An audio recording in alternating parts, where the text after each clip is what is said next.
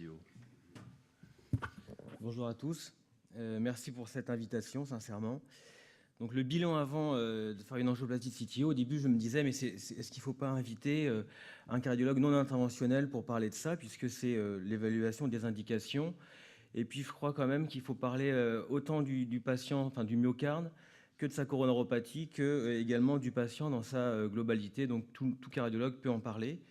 Donc, comme vous savez, la prévalence des CTO, c'est quand même pas rare. Hein, c'est dans des registres entre 15 et 20% de lésions mises en évidence sur des coronarographies. Et le raisonnement que nous avons quand nous voyons une sténose de l'IVA est assez, j'allais dire, oculodilatatoire, alors que pour une occlusion chronique, en fonction de l'aspect anatomique, des complexités interventionnelles, on est beaucoup plus amené à discuter une stratégie qui peut être chirurgicale, médicale. On est un peu comme le renard dans la fable de La Fontaine, le renard et les raisins. Et si c'est trop compliqué, on considère que l'indication n'y est plus, alors que finalement, le raisonnement n'est peut-être pas que de raisonner en fonction de l'anatomie, mais plutôt en termes de bénéfice sur le myocarde, puisque les études qui montrent un bénéfice, c'est pas en fonction des lésions, c'est pas en fonction des calcifications, des longueurs de lésions, de l'aspect angiographique, c'est surtout en termes de traitement d'ischémie myocardique, puisque c'est ça qui a un impact pronostic pour les patients dans les séries. Comme vous le voyez, si vous avez une ischémie de plus de 20%, vous aurez un pronostic à la traiter, alors qu'une ischémie de moins de 5%, comme vous le savez, n'aura pas de bénéfice. Et dans l'étude Courage, dans la sous-étude sur l'évaluation fonctionnelle par scintigraphie, plus l'ischémie est importante, plus il y a un taux d'événement en termes d'infarctus et de mortalité.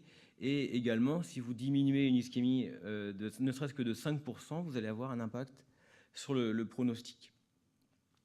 Ça amène au concept également de revascularisation complète, hein, et que ce soit par chirurgie ou par pontage, dès lors qu'elle est complète, le pronostic est amélioré. D'ailleurs, dans les travaux, quand on regarde les travaux négatifs sur la revascularisation des CTO, c'est toujours, moi je regarde toujours, est-ce qu'on est renseigné sur la revascularisation complète? Est-ce qu'on sait quel est le taux d'ischémie résiduelle? Et à chaque fois que l'étude est négative, on a le même taux d'ischémie résiduelle qu'il y ait une angioplastie ou pas. Parce que c'est vrai que ça traite de patients qui sont plus complexes, qui ont des atteintes diffuses, qui ont des lésions multiples. On peut très bien avoir des patients avec des artères de petit calibre multisténosées qui sont responsables d'une ischémie. Et ça a un impact également dans le pronostic. Ce n'est pas uniquement la CTO qui est responsable de tous les maux, mais c'est le reflet d'une atteinte complexe. Toujours est-il que les patients qui ont une ischémie et qui sont traités pour une ischémie dans le cadre d'une revascularisation percutanée pour une occlusion chronique, donc il est démontré qu'on améliore les symptômes et que de réduire l'ischémie, quand on revascularise une occlusion chronique, va améliorer le pronostic en termes de survie, alors que si elle n'est pas réduite, le pronostic est moins bon. Pour ce qui est de l'analyse des collatérales qui ont un intérêt tant dans l'analyse angiographique, mais aussi au niveau fonctionnel, on a eu le tort de penser auparavant qu'elles avaient un effet protecteur, alors qu'en fait, c'est le reflet d'une ischémie importante et même profonde. Là, c'est un papier que je trouve intéressant. Hein, c'est uniquement 100 patients, 50 patients qui ont une CTO et autant qui ont une sténose avec une ischémie. Alors, après franchissement de la lésion, une FFR est effectuée. La FFR, malgré les collatérales, elle est à 0,45 dans le groupe CTO, alors qu'elle est à 0,6 dans le groupe non CTO. Donc, la présence de collatérales, c'est un marqueur de gravité et d'ischémie, mais ça ne permet pas de les réduire. Et par contre, une fois qu'ils sont revascularisés, les valeurs de FFR sont les mêmes. Ça permet de tordre le cou à ceux qui pensent que la présence de collatérales naturelles n'est pas une indication à revasculariser, même par pontage, hein, parce qu'on a vu souvent des chirurgiens qui ne voulaient pas ponter des artères parce que les collatérales étaient belles, parlant de pontage naturel, mais également pour ce qui est de la revascularisation par angioplastie. Donc pour ce qui est de l'évaluation du myocarde, c'est en fait finalement tout ce qui conduit à l'examen angiographique, à l'exploration anatomique. C'est l'indication de l'exploration qui fait porter l'indication de la revascularisation. Donc bien évidemment, elle est avant tout clinique. L'ECG est à mon avis fondamental. Est-ce qu'il y a une séquelle de nécrose? Est-ce qu'il y a des signes d'ischémie? Et puis après, je ne vais pas vous faire un topo sur l'imagerie fonctionnelle, même si vous savez que il y en a plusieurs, hein, pour ne citer que la scintigraphie, l'échographie de stress. et l'IRM. Mais je voudrais insister sur la difficulté que moi j'éprouve à des fois faire une corrélation précise entre ce que je vois à la coronarographie et faire une corrélation précise entre l'anatomie coronaire et la souffrance myocardique. Globalement, pour ce qui est des tests fonctionnels, on a la chance d'avoir des tests d'imagerie très performants. Et finalement, en fonction de vos centres, vous avez toujours un correspondant qui va permettre de vous donner une réponse suffisante, que ce soit par scintigraphie, IRM, même PET scan ou échographie d'effort. Ça, je crois que ça dépend des habitudes de chacun. Pour ce qui est de l'analyse de la viabilité, on a le même problème en termes d'évaluation de l'anatomie coronaire que de la vascularisation, et ça, c'est aussi important.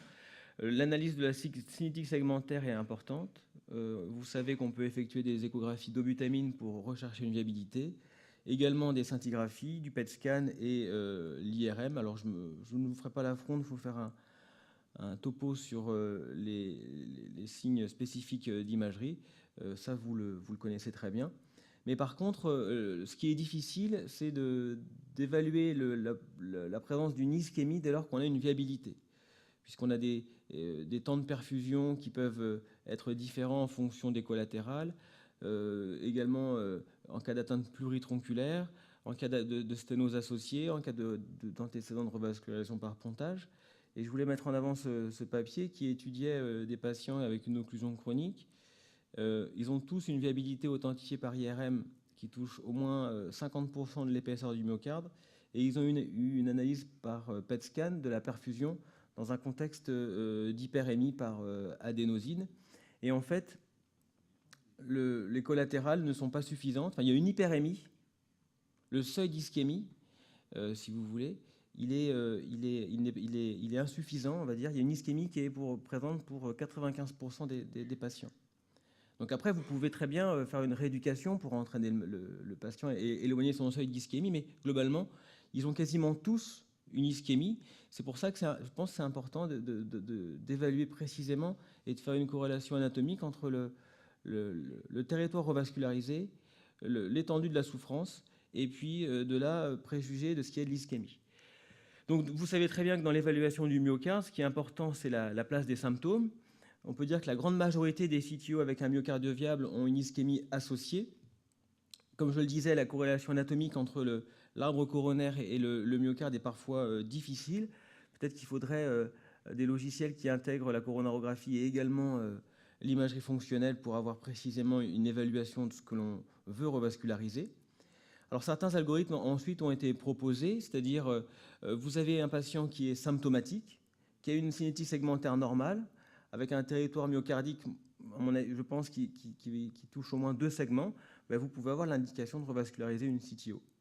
Alors là, c'est mis en avant que ce soit par angioplastie, mais je pense qu'on peut avoir le même raisonnement si on doit discuter une chirurgie. Pareil, si vous avez un patient asymptomatique, mais qu'en plus vous ne retrouvez pas un symptôme sur un examen d'imagerie qui montre une ischémie de plus de 10%, vous pouvez très bien avoir une attitude médicale. Si par contre vous objectivez un symptôme fonctionnel, une ischémie de plus de 10%, vous pouvez discuter une revascularisation. Et dans les cas d'akinésie, de séquelles de nécrose, en démontrant une viabilité, dès lors qu'elle touche un territoire suffisant, vous pouvez également discuter d'une revascularisation. En l'absence de viabilité, bien évidemment, une attitude médicale est préconisée. Dans l'analyse de la coronaropathie, je pense que, mais ça c'est un peu évident ce que je vous dis, hein, l'extension des lésions, avec par exemple le score syntaxe, est important à prendre en compte. L'aspect angiographique de la CTO et de ses collatérales est également à prendre en compte, parce que vous savez que la présence d'une occlusion chronique aura un impact dans la stratégie, avec davantage de traitement médical, même si ce papier est ancien, hein, mais je crois que c'est encore le cas, davantage d'attitude médicale, plus d'angioplastie et en l'absence de CTO, et également la présence d'une occlusion chronique a davantage fait référer des patients vers une coronaropathie. D'une part parce que la CTO est le reflet d'une coronaropathie plus complexe, mais également il y a une complexité anatomique et des fois la chirurgie permet d'emblée d'effectuer une revascularisation myocardique complète. Pour ce qui est de l'analyse du segment occlu, Alors, je vous ai pris le score le plus simple, mais je pense c'est un des plus pertinents et des plus faciles à utiliser. L'analyse du segment occlus est fondamentale pour définir la stratégie et comprendre la complexité. Vous avez donc la chape proximale, la longueur de l'occlusion, est-ce qu'elle fait plus de 20 mm, la présence de calcification en son sein, et également est-ce qu'il y a des angulations, des tortuosités du segment occlus, et puis est-ce qu'il y a déjà eu un échec de revascularisation. De même, l'analyse des collatérales est fondamentale, ne serait-ce que, c'est pas uniquement pour la revascularisation, mais pour avoir une visualisation précise du lit d'aval. Et moi, il nous est déjà arrivé, j'ai déjà fait faire à des fellows des coronarographies avec un double abord pour référer des patients aux chirurgiens afin que le lit d'aval soit bien vu. Je pense que c'est pas un problème de rajouter une deuxième voie pour avoir une analyse anatomique rigoureuse. De même, c'est fondamental pour effectuer une tentative d'angioplastie. Alors ça a été décrit, hein, vous avez en fonction des sites d'occlusion, vous avez des collatérales qui sont septales, et puis vous pouvez avoir des collatérales épicardiques de branche à branche, de marginal à marginal. C'est pareil hein, vis-à-vis de la circonflexe, c'est pareil vis-à-vis de l'IVA. Et puis il y a certaines particularités qui sont, à mon avis, importantes à savoir, que je vais vous montrer rapidement. Là, c'est un cas d'un patient avec une dominance gauche. Il y a une sténose de l'IVA ostiale et ensuite on ne la voit absolument plus. Et quand on regarde rigoureusement, vous avez une coronaire droite qui est petite et en fait, vous avez l'artère du conus qui naît d'un ostium séparé au-dessus de la coronaire droite. Et ça, c'est j'aime bien montrer ce type d'image parce que c'est souvent un facteur de mésestimation de la coronaropathie, hein, puisque l'artère du conus vascularise le septum membraneux, donc la partie basale du septum, et donc elle est très souvent anastomosée à l'IVA. Et c'est une artère qui donne des collatérales dès lors que vous avez une lésion, une occlusion de l'IVA osteo-proximale. Donc après, en faisant un cathétérisme sélectif dans cette artère du conus, en faisant une injection bilatérale, vous constatez que c'est plus du tout la même lésion. Vous avez certes une sténose ostiale, mais vous avez une occlusion très courte, avec un moignon bien visualisé, un segment rectiligne de moins de 20 mm, pas de calcification, et ça devient une CTO avec un J-stéoscore à 0, avec un taux de succès qui va être par angioplastie de plus de 95% en moins de 30 minutes. Autre exemple, hein, avec une dominance gauche, vous avez ici une occlusion de l'IVA proximale. On visualise les collatérales septales qui naissent là de l'artère circonflexe, mais finalement, vous avez une collatérale épicardique via une petite coronaire droite qui donne un lit d'aval, qui donne des collatérales et qui permettent de voir le lit d'aval de l'occlusion. Donc c'est important de définir précisément ces incidences, de faire des incidences superposées entre la coronaire droite et la coronaire gauche, avec des temps de graphie longs, avec un champ large, pour précisément voir les collatérales et le lit d'aval des artères.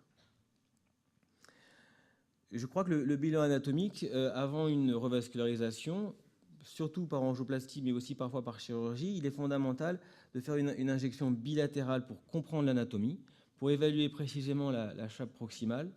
Comme je vous disais, la longueur de l'occlusion, calculer le JCTO score, évaluer précisément la qualité du lit d'aval, est-ce qu'il est infiltré, est-ce qu'il y a une bifurcation, est-ce que le lit d'aval est de gros calibre, et est-ce qu'il y a des collatérales dites interventionnelles.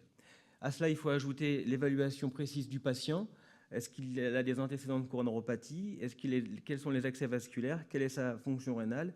Et je pense que par cette évaluation complète, vous pouvez définir au mieux votre stratégie.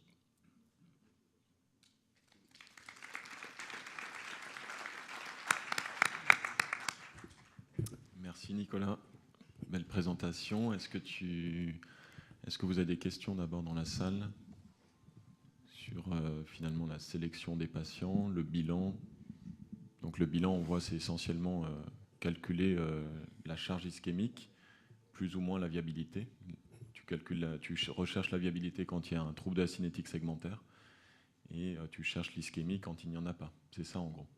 Oui. Et c'est vrai que souvent on est à part le PET scan, mais qu'on ne fait pas en France, si tu as un patient pluritronculaire et une ischémie, elle ne va pas forcément te dire tous les territoires ischémiques. C'est les problèmes d'analyse de perfusion. Si la perfusion elle est altérée dans tous les territoires, on va voir ce qui souffre le plus. Alors ça peut être le territoire de la CTO, mais des fois c'est pas forcément le cas. C'est complexe, je trouve. Et ça, c'est vrai que moi je suis pas un imageur entre guillemets, donc j'aurais du mal à donner des réponses précises, mais je trouve que c'est vraiment un facteur de difficulté. Mais tu es un interventionnel et tu te rappelles que la revascularisation complète est un facteur prédictif indépendant de sous-mortalité. Finalement, tu n'as pas besoin d'un bilan aussi complet pour la plupart des patients, tu es d'accord pour dire qu'une bonne cinétique à la ventriculographie, des symptômes et une anatomie qui s'y prête suffisent pour poser l'indication sans aller plus loin? Oui. J'avais une question, Nicolas. C'est pas de question dans la salle, désolé. Si, juste il y a des questions. Une question là-bas. Mais vas-y, en attendant. Juste, est-ce que tu as une place au scanner coronaire dans ton évaluation des CTO? Alors, dans ma pratique, c'est exceptionnel. Ça me permet des fois de résoudre des ambiguïtés anatomiques, mais ça permet des fois de visualiser s'il y a des calcifications qui sont plutôt sur la paroi centrale. Mais globalement, le scanner, il reconstruit une anatomie en déroulant une artère pour la mettre sur un segment rectiligne. Alors quand on fait une angioplastie, on est avec un mouvement dynamique, et même le matériel que l'on met peut modifier le trajet des artères. Donc moi, ça m'aide pas pour... je pense que ça n'implique pas le taux de succès. Ça m'aide juste à comprendre ce que je ne comprends pas. Le dernier que j'ai fait, c'était pour une occlusion avec une coronaire unique, pour vraiment comprendre l'anatomie qui me paraissait... j'avais une ambiguïté complète. Pas forcément dans le segment, mais sur l'arbre coronaire en tant que tel. Alors explique-nous un peu cette histoire de calcification. Qu'est-ce qui vous gêne? Tu parles de calcification intraluminale dans la paroi, etc. L'angiographie, on n'arrive pas trop à déterminer où sont les calcifications. Non, en fait, moi j'ai l'impression que quand il y a des calcifications qui sont plutôt circonférentielles, souvent un guide va passer à l'intérieur avec plus de facilité. Si par contre on a un trajet très tortueux et avec une calcification qui est centrale, on a les guides rigides qui risquent de sortir de l'artère, et je trouve que c'est des critères de difficulté. Mais moi, c'est pas un examen que je réalise pour mes procédures. Je vois pas, enfin, ça m'aide pas. Mais alors, je me rappelle d'un temps où l'équipe de Massy nous expliquait que c'était fondamental le scanner pour voir ces artères qui avaient des occlusions avec des segments occlus longs et qui en fait étaient tortueux, qui étaient un piège. Bon, c'est plus tellement le cas, je pense maintenant avec les techniques de dissection en knuckle. Mais est-ce que tu veux faire un commentaire, Bernard? On nous explique un peu votre stratégie maintenant. Oui, c'était un peu ça. Alors, stratégie, elle n'est peut-être pas uniforme au sein de Massy. Je retourne vers Thierry Lefebvre. Mais je pense qu'effectivement, quand on est sur des situations après un premier échec notamment, et on a des ambiguïtés de trajet anatomique ou des problèmes de calcification intraluminale importantes, on voit quand même de l'expérience de nos amis japonais qui utilisent assez volontiers le scanner, voire même en première intention sur une première tentative, qu'ils ont quand même des informations qui paraissent intéressantes lorsqu'on les regarde travailler en live avec le scanner et l'angiographie côte à côte. On a quand même l'impression que ça les aide, non? Tu ne crois pas? je sais pas. Franchement, je sais pas. Est-ce que ça va t'aider peut-être dans le choix de ta stratégie initiale? Tu feras plus facilement, par exemple, un knuckle d'emblée si tu vois un trajet sinueux qui t'avait échappé à l'angio ou non? Non, parce que maintenant, en fait, je crois qu'il faut pas perdre de temps, il ne faut pas irradier les patients, il ne faut pas faire trop d'iode. Donc c'est vrai que si c'est calcifié, on va plus vite faire des techniques de... Parce qu'il y a la chape proximale, il y a le segment occlu, et il y a la connexion entre deux vraies lumières. Donc effectivement, on a les knuckles, etc. Il y a plein de techniques. Donc effectivement, j'essaie d'être simple et de ne pas rajouter les examens irradiants. Une dernière question, Frédéric? Je voulais juste revenir sur le problème de la corrélation entre l'ischémie et l'anatomie. Je ne sais pas si c'est un vrai problème chez le tritronculaire finalement, parce que ce à quoi on est confronté, c'est qu'on se retrouve devant un tritronculaire et finalement la discussion qu'on a tous à ce moment-là, c'est est-ce qu'on le réfère à un chirurgien ou est-ce qu'on fait une angioplastie? Et clairement, indépendamment du syntaxe score, qui peut effectivement être un élément d'orientation, la présence d'une occlusion chronique se pose en question finalement, est-ce que je suis capable de la réouvrir ou je ne suis pas capable de la réouvrir? Car si je ne suis pas capable, le malade part en chirurgie parce que la revascularisation sera plus complète. Donc finalement qu'il y ait une ischémie franchement identifiée, on sait les failles de la scintigraphie notamment dans ce type, je dirais, d'évaluation, je ne suis pas certain que ça ait une grande importance finalement, parce que s'il est tritronculaire avec des lésions sévères sur les 3 vaisseaux, alors peut-être il est raisonnable de le mettre au chirurgien. S'il a une occlusion chronique facile à réaliser avec des lésions de type A sur les 2 autres vaisseaux, le challenge c'est j'ouvre l'occlusion chronique et ensuite je complète avec l'angioplastie sur les autres vaisseaux. Donc finalement, Voilà, Non, on mais ne fait pas ponter 2 artères au lieu de 3 parce qu'il n'y a pas d'ischémie dans le territoire de l'artère occluse. On fera ponter l'artère occluse quand même, de toute façon. ce que je voulais dire, c'est que il y a des fois, on nous dit qu'il y a une nécrose sans viabilité. En fait, quand on regarde précisément, ça touche un segment myocardique, alors que c'est une sténose ou une occlusion de l'IVA très proximale. Et si j'ai pas d'ischémie et qu'on me dit que j'ai pas de viabilité, j'ai pas l'indication à la revasculariser, alors que finalement, j'ai un territoire étendu qui est peut-être mal estimé. Donc c'est ça que je voulais mettre en avant dans ma présentation. Mais effectivement, je suis d'accord avec toi, hein, Frédéric. De toute façon, est-ce qu'on peut déterminer le bénéfice qu'en aura le patient, ces histoires de viabilité? Et des fois, c'est récupérer une fonctionnalité sur 5 à 10% du myocarde suffit pour transformer le pronostic fonctionnel d'un patient, notamment quand on fait des obstructions phase aiguë. Des fois, on est très déçu par la cinétique ventriculaire gauche, mais on a sauvé les 3 ou 4% de myocarde qui font que le malade est en classe 2 au lieu d'être en classe 3 ou 4. Oui.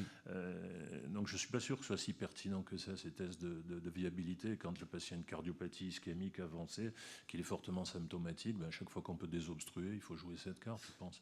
Alors, on parle de... Oui, mais par exemple, ça peut être un critère pour ne pas opérer un patient. Je veux dire, j'ai déjà eu des cas d'occlusion de l'IVA, diagonale, marginale.